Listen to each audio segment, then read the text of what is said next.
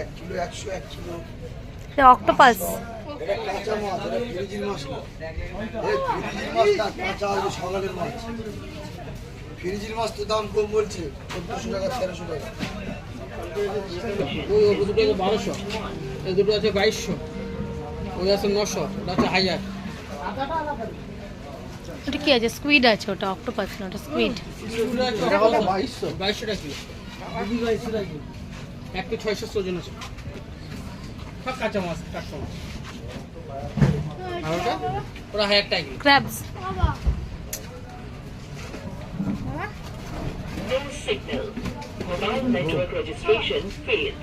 Restarting device. এটা 500 হবে? হ্যাঁ 700 হবে?